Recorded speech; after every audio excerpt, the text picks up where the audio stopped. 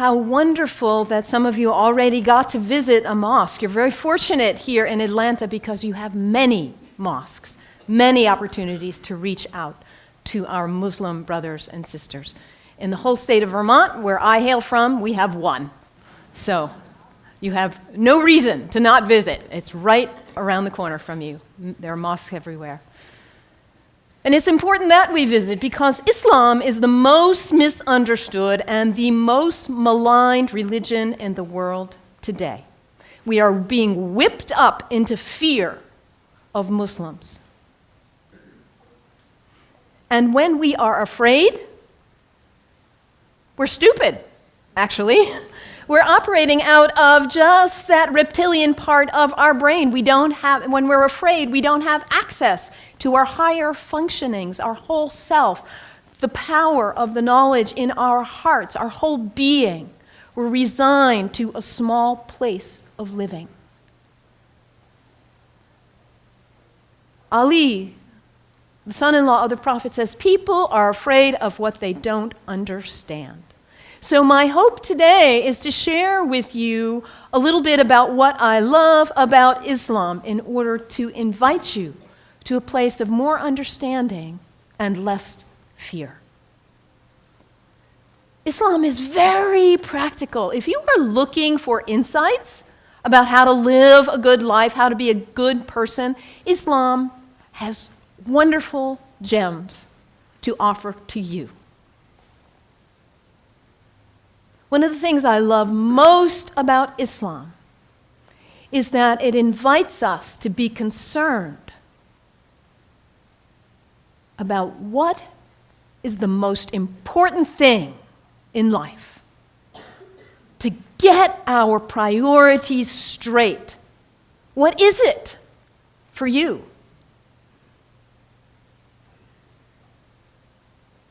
Stuff? Money? Power, prestige, family, kindness, service, love, art, compassion. What is it for you? If you get nothing else out of today, take that one question and live into it. And if you don't know the answer yet, find out. What is it for you? What's most important? In Islam, the answer is very clear. La ilaha illallah, Muhammadan Rasulullah. There is nothing but the source, God, the one. How did you say it, Anthony? That love which is greater than we can know. That's what matters. And Muhammad is his prophet. Is the prophet of love. La ilaha illallah, Muhammadan Rasulullah.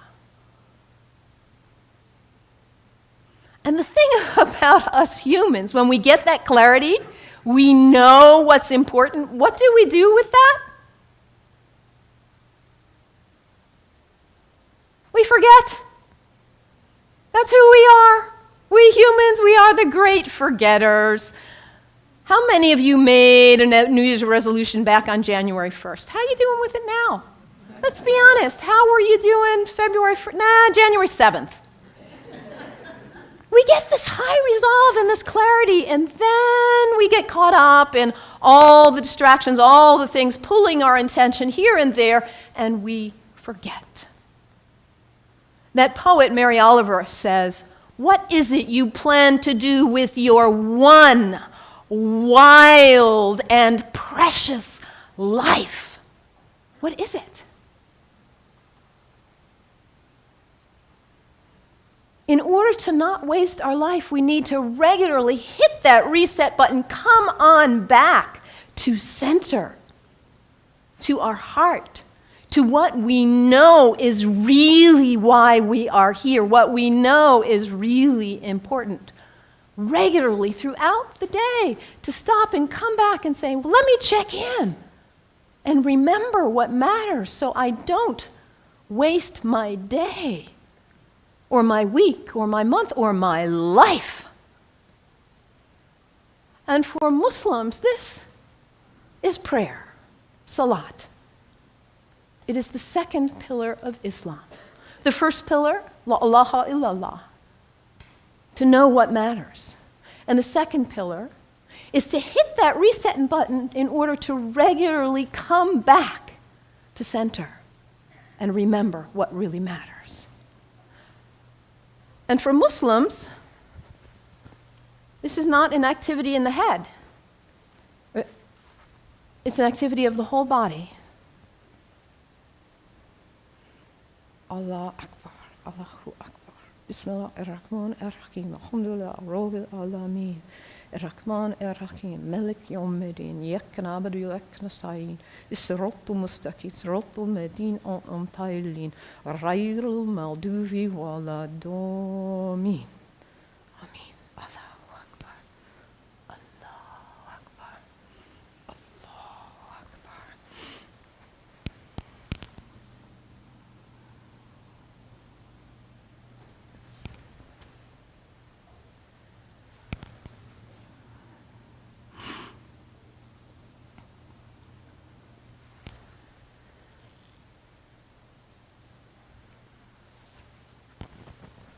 Can you imagine how limber you'd be if you did that 17 times a day? And it's done in the direction of Mecca, northeast, more or less.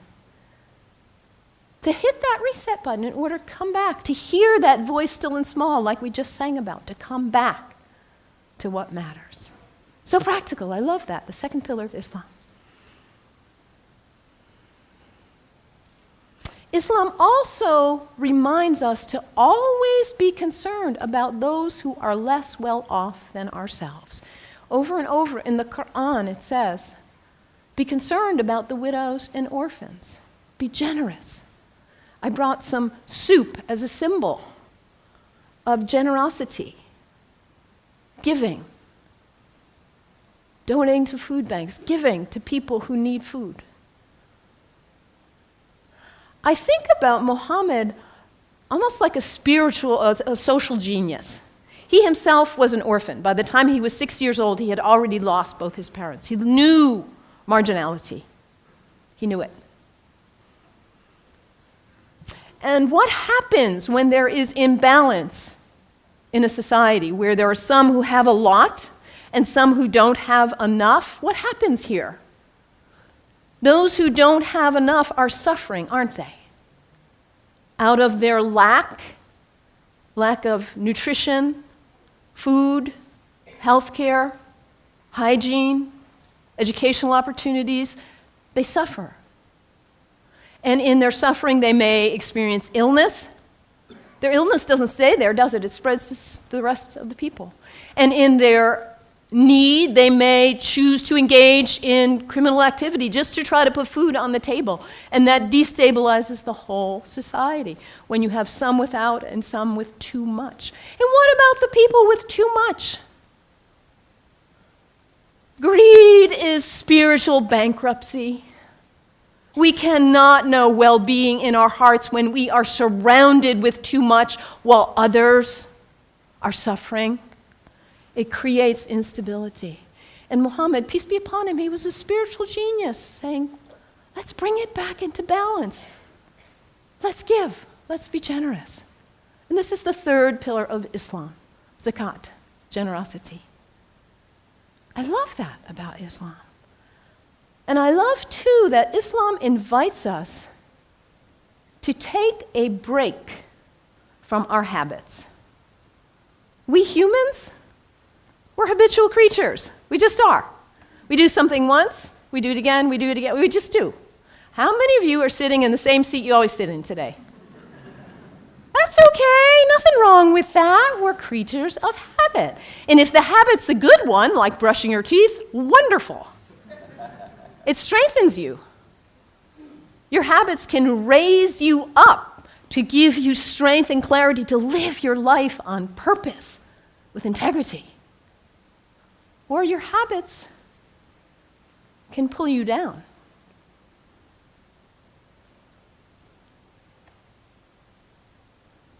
To take a break from your habits, because what happens when you try to take a break from your habit, when you try to stop reaching for whatever it is and you cannot?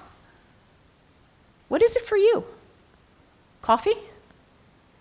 Sugar? Alcohol? Drugs? Sex? Shopping? Your cell phone? Your tablet? Gossip? What is it for you, this behavior that you're caught in? You know it's not worthy of your best self, and yet there you are. It's addiction, isn't it? When we can't stop reaching for it, we can't stop doing it. And yet your life is so valuable, you matter. And to live your life on purpose and to cultivate the habits that raise you and strengthen you so you can be your most beautiful, best, loving, caring, giving self. So to take a break from your habits so you see who's in the driver's seat in your life. And put yourself back in the driver's seat, whatever it is for you. There are other people in this room who have also struggled with addiction in this way and who have overcome it.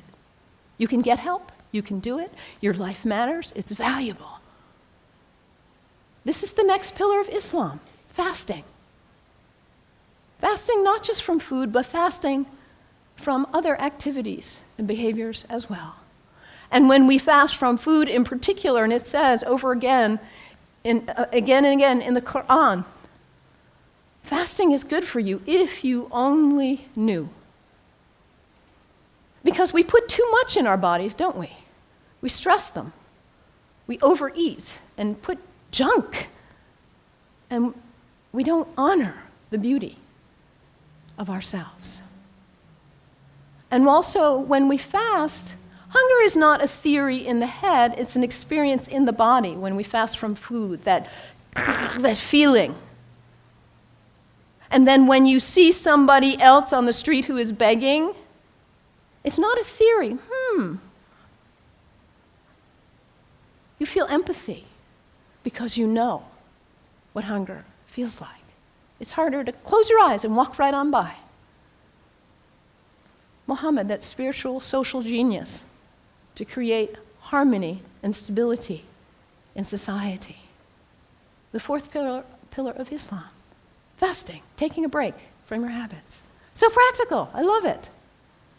And I also love about Islam that it encourages us to take a break from our location, to travel with intention, to recognize the power of space, the sacredness of space, and how the greats who have walked on this earth have blessed the earth with their presence, their breath, their thoughts, their actions.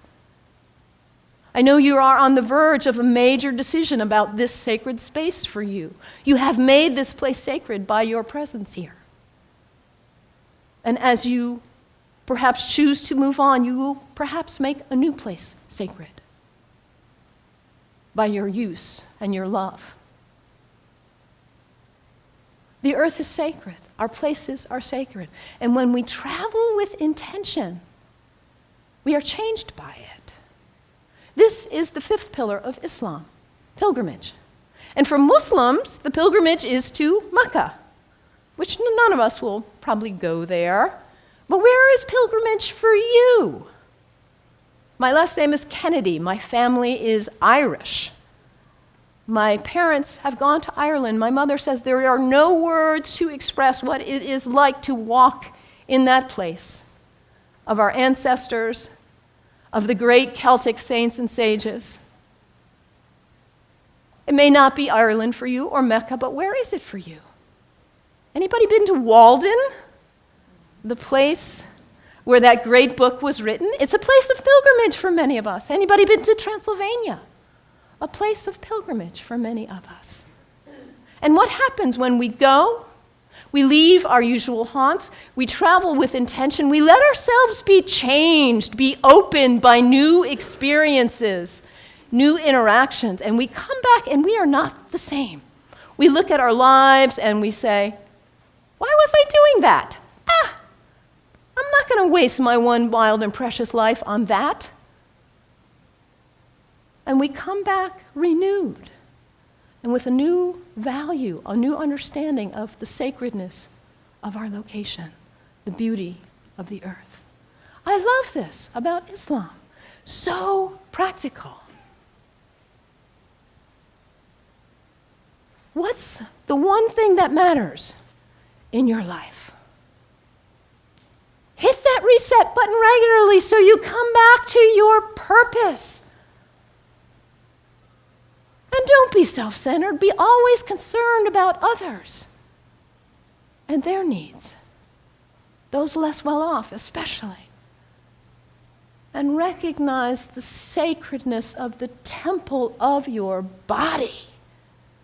Cultivate habits that are worthy of you, that lift you to the best of who you are. And recognize the sacredness of space and the gift of the ancestors, the sages, the saints, the prophets who have gone before us and held a beacon of example for us. Travel with intention. Let yourself be changed. The 5 pillars of Islam. What great practical advice for living your life on purpose. And yet, at the same time as all of what I've told you is true, the beauty of this great tradition, we are being whipped up into fear against Muslims and Islam. I have a dear friend, Rudy, who is a retired UU minister and a Sufi like myself. And about 7 years ago or so, he said to me, Mallon, Rudy grew up in Austria under the rise of Hitler. He said, what I see going on in the world now in the United States reminds me of my childhood in Austria. And in that time, it was the Jews who were being maligned, and now it's the Muslims.